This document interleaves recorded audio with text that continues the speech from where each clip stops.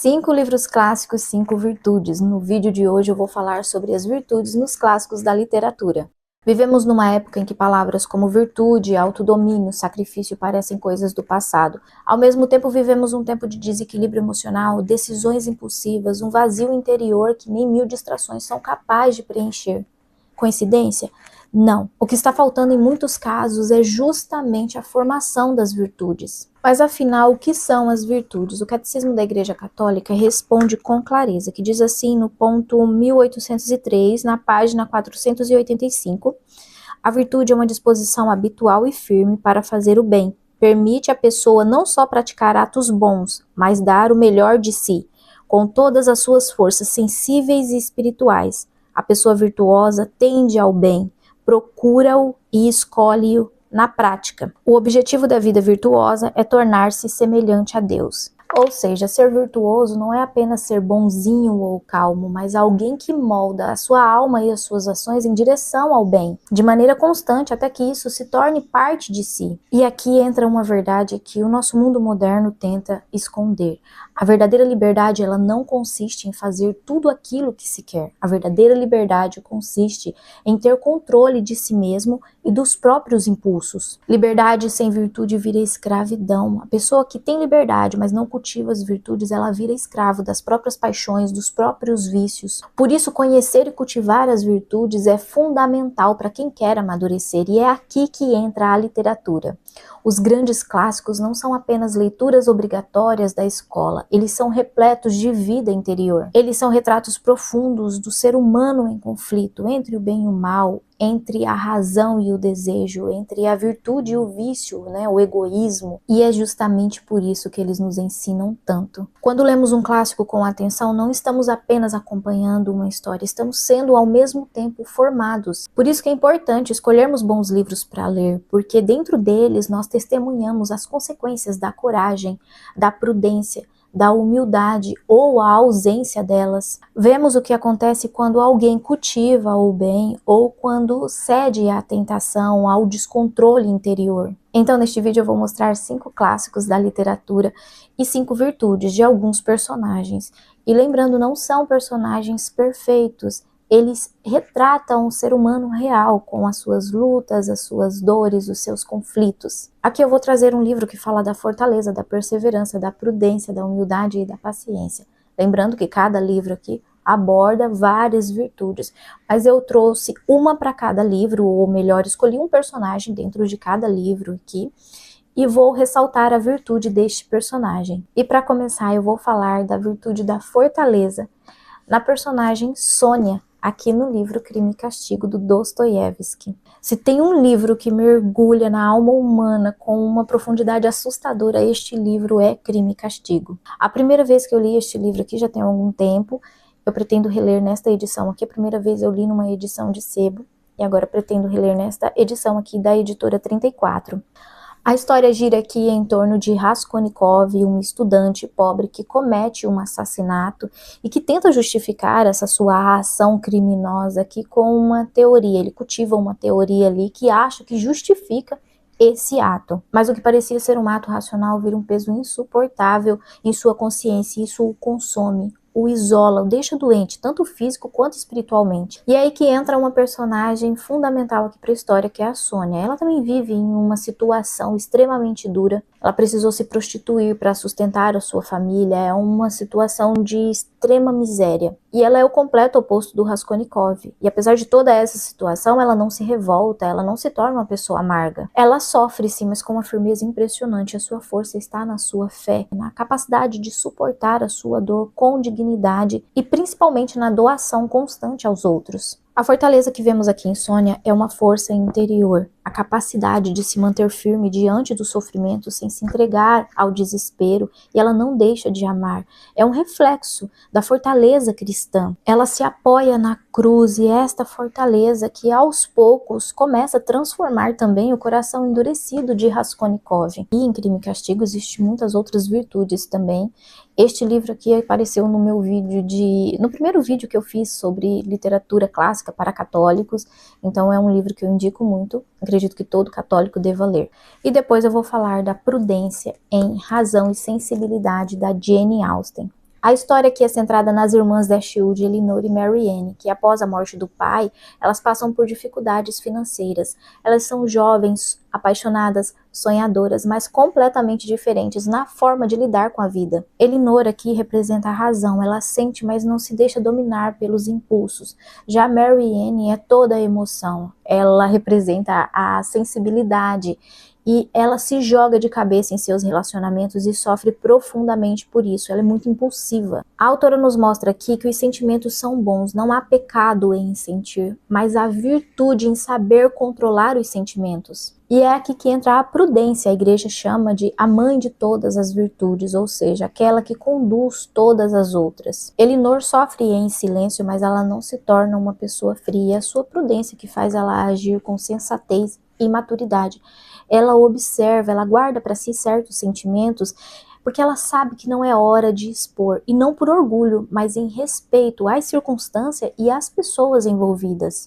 Já Marianne, que desprezava esse tipo de autocontrole, ela aprende com a irmã e amadurece ao longo do romance. Marianne aprende que a virtude não sufoca os sentimentos, ela dá a eles o lugar certo.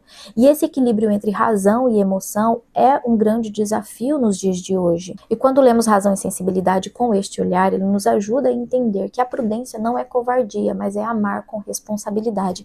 Então, a prudência em Razão e Sensibilidade. E o próximo livro, a próxima virtude é a humildade em Eugênia Grandet, do Honoré de Balzac. Este romance aqui é uma crítica à avareza, mas também uma bela imagem da humildade silenciosa. Eugênia Grandet é filha de um homem que é obcecado pela riqueza. Ele é tão obcecado que ele chega a privar ela das necessidades básicas somente para economizar.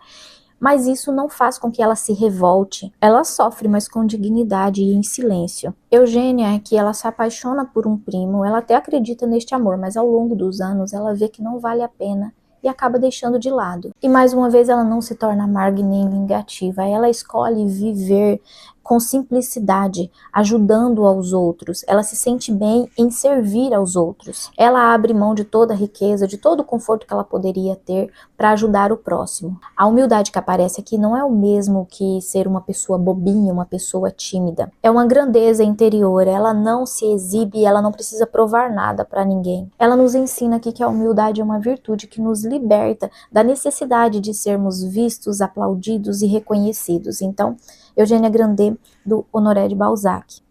E depois nós vemos a paciência no livro David Copperfield, do Charles Dickens. Este livro aqui foi publicado em 1850, é uma das obras mais queridas do Charles Dickens. Ele mesmo considera o seu filho favorito. É o livro favorito também de grandes escritores. O livro que retrata a Inglaterra vitoriana, uma época de grandes transformações, marcada pela pobreza. Aqui também retrata o trabalho infantil. É um romance de formação. Aqui a gente acompanha a vida do David, desde o seu nascimento até a sua vida adulta. A infância do David é muito difícil, ele perde o pai antes mesmo do seu nascimento. Ele vive os primeiros anos ali da sua infância com a sua mãe, depois ela arruma um marido. Esse marido é muito ruim, faz ele sofrer muito. E depois ele fica órfão de mãe também. Então ele é obrigado a trabalhar ainda pequenininho. E ao longo da sua vida ele vai enfrentando muitos desafios pessoais e profissionais. E ao longo do seu caminho ele encontra muitas pessoas boas e algumas ruins, muito ruins. E apesar de toda essa dificuldade, ele se mantém firme, ele mantém um coração íntegro. E aqui nós vemos a paciência de David. E essa paciência não é só esperar que as coisas melhorem, mas suportar as adversidades com esperança e perseverança. Mesmo diante da injustiça, da solidão, do sofrimento, ele não se deixa abater pelo desânimo ou pela amargura. Muito pelo contrário, ele aprende a usar os desafios da sua vida para crescer em fé e caráter. Então, em David Copperfield, nós vemos a paciência. E agora nós vamos ver a perseverança em Os Miseráveis, do Victor Hugo. Quem já leu Os Miseráveis sabe que não é só uma história triste, é uma jornada profunda de transformação e redenção. Aqui nós vemos a história de Jean Valjean, ex-prisioneiro. Ele foi condenado a trabalhos forçados por roubar um pão. Ele roubou um pão, ficou preso por alguns anos, só que ele tentou fugir algumas vezes. E no total, então, por causa das suas fugas, ele ficou 19 anos preso. Quando ele sai da prisão, ele carrega ali a sua carta de condenado, ou seja, todo mundo vai virar as costas para ele. E de início ali, ele já se surpreende com a ação do bispo, que deixa ele dormir em sua casa. Só que Jean Valjean termina roubando algumas coisas do bispo ali, que o bispo perdoa ele. E é nesse ato de perdão do bispo, do Dom Bienvenu, é que começa toda a conversão de Jean Valjean. É um ato que muda completamente toda a sua vida. Jean Valjean está com seu coração ali endurecido. E a partir deste ato do bispo, ele decide se tornar um homem bom. Mas isso não acontece de forma simples nem imediata, não. Ele é perseguido, precisa esconder a sua identidade, enfrenta grandes dilemas, mas ele sempre escolhe pelo melhor caminho, o caminho do bem. E o que vemos em Jean Valjean é a perseverança, é aquela virtude que nos ajuda a continuar fazendo o bem. Ele cuida da Cosette, que é uma menina órfã, ele trabalha, sofre, foge, protege, mas ele está decidido a nunca voltar a ser aquele Jean Valjean de coração endurecido. Ele não desvirtua de seu caminho, ele não virou um santo, mas ele persevera naquela luta ali diariamente. E a perseverança que nos mostra que a conversão é um caminho longo. Não basta agir por emoção, a gente precisa perseverar no caminho do bem dia após dia. É preciso constância. Então nós vemos aqui a perseverança em Os Miseráveis, no personagem do Jean Valjean. É claro que nós vemos muitas outras virtudes, mas eu quis destacar aqui a virtude da perseverança. Então, recapitulando, a perseverança em Os Miseráveis, a paciência em David Copperfield, a humildade em Eugênia Grandet, a prudência em Razão e Sensibilidade e a fortaleza em Crime e Castigo.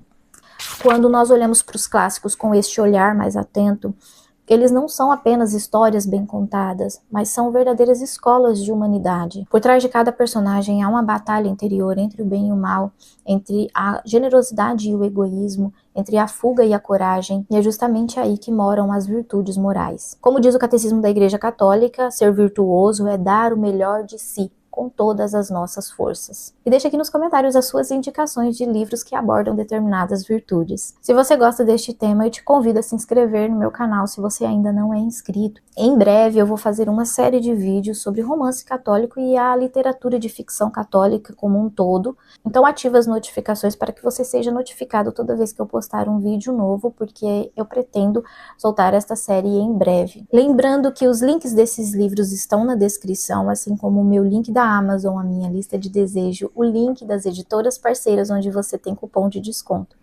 Se você gostou deste vídeo, curte, compartilha. Até o próximo vídeo. Tchau!